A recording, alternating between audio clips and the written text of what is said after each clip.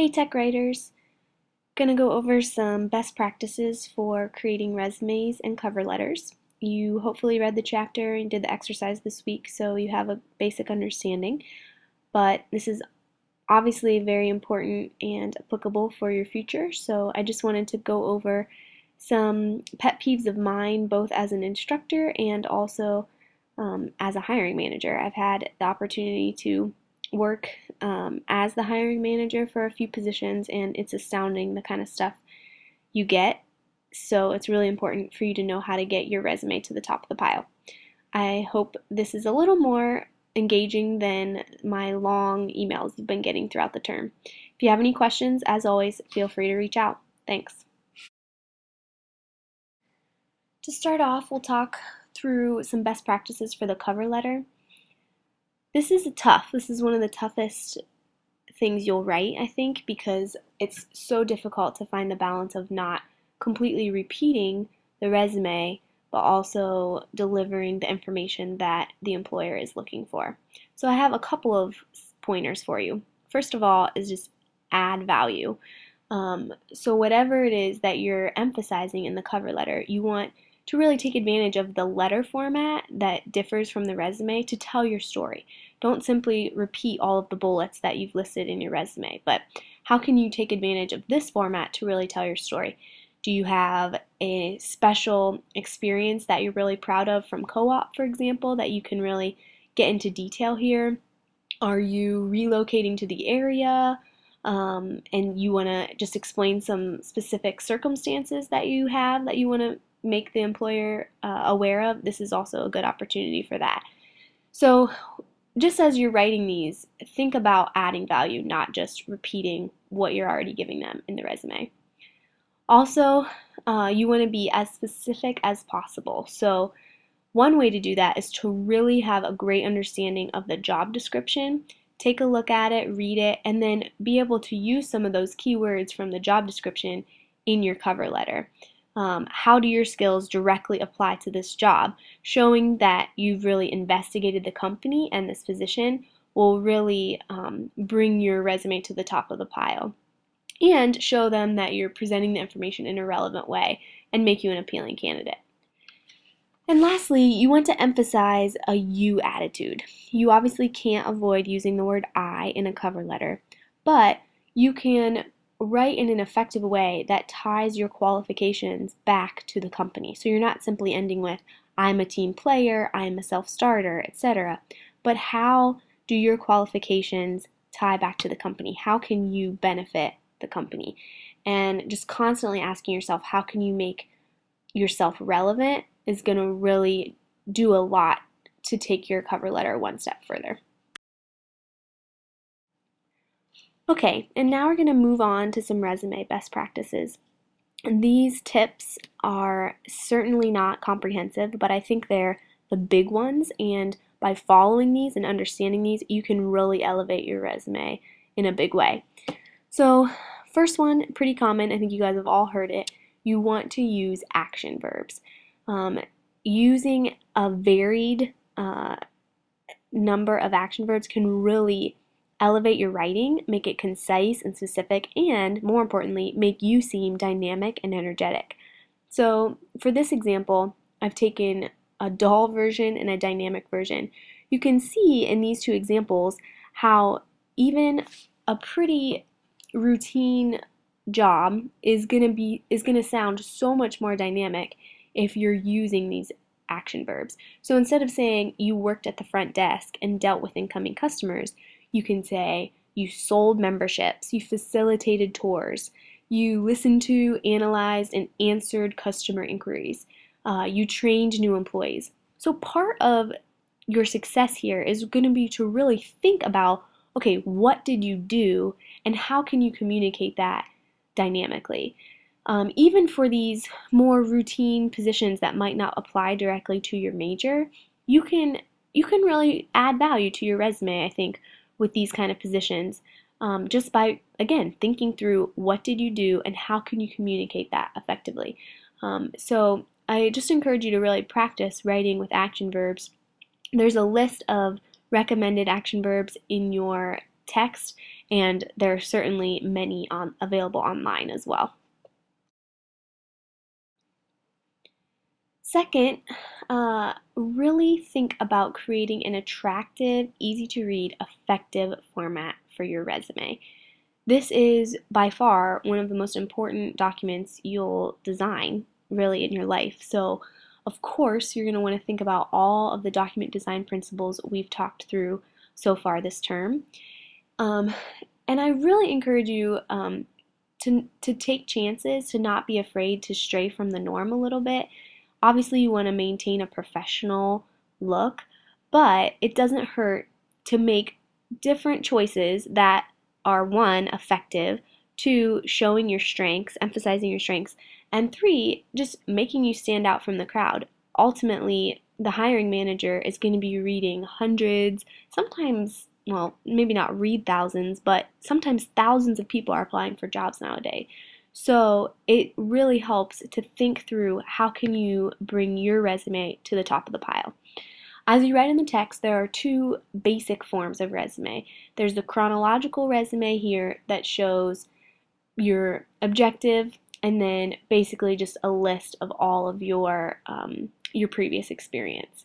And then second is the functional resume. And that's going to be a little bit different. It's going to have your objective and then kind of break it up into what are your skills, what's your education, what are your special qualifications. The chronological resume is great to show a history of work and how you've progressed. That's the one that you've seen more often. And the functional resume is more for folks who have gaps in their history, in their work history. But this is a great way to show their skills and their qualifications, even if it's not linear.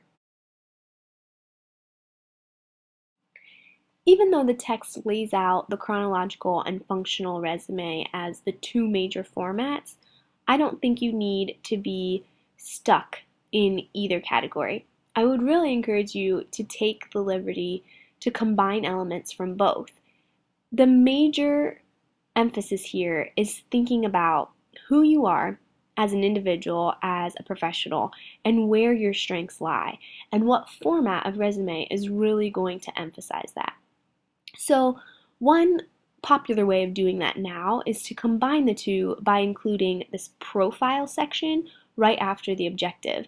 And this is a way, even though you're still including your work experience linearly, in a chronological order, you're also just pulling out this profile that really shows who you are as a professional. What is it that you're passionate about in your work? What is your specialty area? What can you bring to the table that is so unique from the people that are also applying for this position? So this is a great way to just pull out your strengths a little bit, but still stick to the pretty traditional chronological format as well. Again, I would just encourage you to think critically about how you can best present yourself. There isn't one right answer. Just as I ask you to think critically about the design of your documents with your assignments throughout the term, your resume should be no different. Don't be afraid to incorporate color and take a few risks. Obviously, you want to maintain a professional look, but adding some color and changing the format just a little can really help bring your resume to the top of the pile. I know I keep saying that, but that's the goal. That is the end goal. This is one rendition of my resume that I thought I would just share with you as an example. As you can see, I've created this header that I repeat and the footer as well. And I also repeat that in my references and my cover letter as well. So you can really create a brand for yourself. And there are certainly templates in Word that will do that for you as well. But even just by creating this cohesive package of job search documents can just show that you're detail oriented, show that you're invested in getting the job. Even those small details can really make a big difference. One practical note about your design, you always want to export to PDF. your worst nightmare is your employer getting this jumbled document that you never intended to look like it does. So if you are really creating a well-designed document, then it likely is not going to show up the same on other platforms. So make sure you're saving as PDF. That's really a best practice throughout the workplace, but particularly with your resume. One note, just make sure you're checking the requirements for your document if you're applying online, which oftentimes you are nowadays. Sometimes companies will have requirements for what kind of documents they're looking for. Another important best practice is to create a customized resume for each position you're applying for. And that's going to be important for your upcoming assignment. That's why I've asked you to include the position description that you're applying for, because without that, I really can't gauge whether you're doing a great job of presenting yourself or not. Because each position that you apply for is going to change the way that you're presenting yourself. By investigating the company and having a good understanding of the position you're applying for, you're going to be demonstrating who you are as a candidate. You're going to be demonstrating, first of all, your interest, and second of all, your ability to research and to present yourself in a way that is appealing to the hiring manager. So a couple examples here. Two of the best places to really customize your resume is going to be first the objective and second the skills section.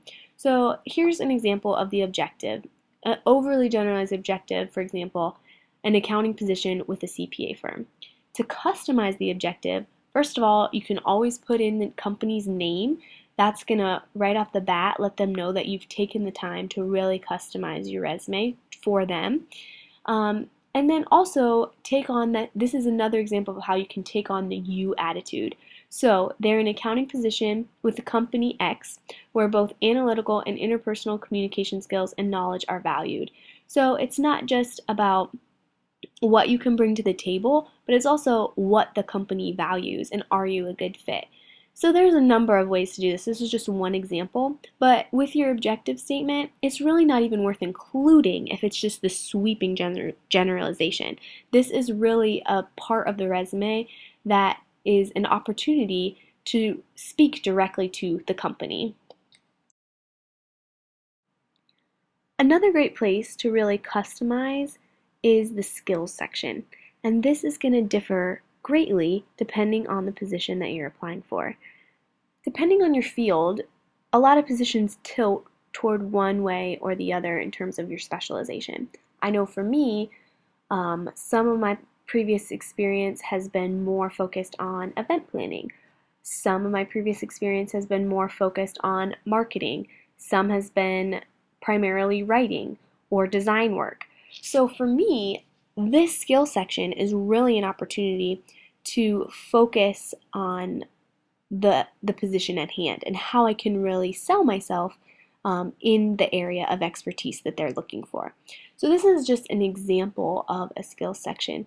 Obviously, there are many choices you can make here, and this is just one example.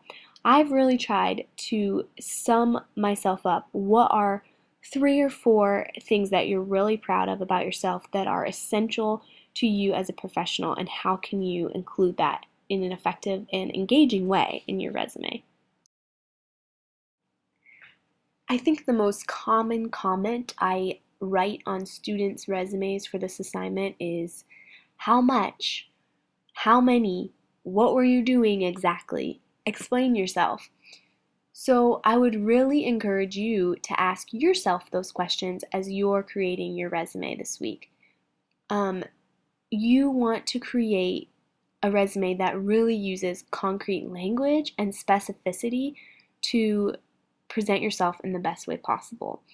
Again, this goes back to really thinking through, what did you do during that internship or job, and how does it apply to the workplace and this position specifically. So actually this line was from an internship I had in college, but I wanted to show you how I was able to take it from general to specific. I was working for Angel Tree, a nonprofit, and so when I started, I included the first line, which was a little too general. I said, pitched news releases to increase regional participation and outreach. Additional church involvement made Tennessee much easier to serve. So it's not a sweeping generalization by any means, but there are details that I can certainly include in here to make it more specific and more impressive. So to make it more specific, I've included how many news releases did I send to how many newspapers. Also, what kind of increase do I mean? Increase by how much? So increase from 250 churches in 2006 to 422. That's almost double. And then also, what was the end goal? So not only did it make it easier for that area to serve, but it gave an additional 2,000 children gifts that year. So again, be as specific as possible and really ask yourselves these questions. I'm sure you've heard this one. This is a lot of people's pet peeves.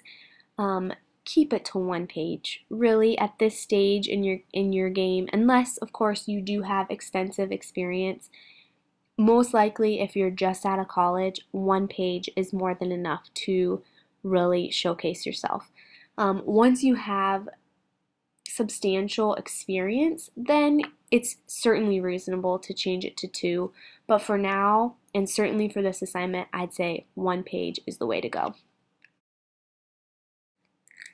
This is another one of those comments you're probably getting tired of hearing and seeing on your papers, but parallel structure is extremely important for resumes. Oftentimes, resumes are written with lists and bullets, and with that comes the necessity to write in parallel form.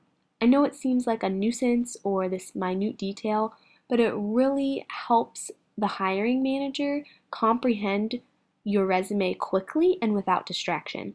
Plus, it shows that you are a good writer and that you have this attention to detail. I've given you a couple examples of this earlier in the term, but another example is here. So the not parallel example would be to say that your special skills are writing proposals, publication management, usability tests, and designing websites. I hope you can see the difference then when we move over to the parallel box, which changes all of the special skills into the same kind of language. So instead of saying publication management, which is just a noun, you're changing that to a verb to match the others to say managing publications. It doesn't really matter which one you're using. Again, I would say action verbs, use action verbs wherever you can. But if you're including a list, they need to match. And this will, again, just help it be much easier to read and, again, show that you are a good writer. I hope these top line suggestions and best practices are helpful to you this week as you create your cover letter and resume, or most likely revise the ones that you have. Again, I would really advise that you find a position that you're actually interested in. I will read the positions that you submit because, like I said, I really can't evaluate how effectively you're presenting yourself if I don't understand the position you're applying for. So please take the time to really apply these suggestions to your work, and I promise you will do well on the assignment and, more importantly, have effective documents to use for your upcoming or even current job search.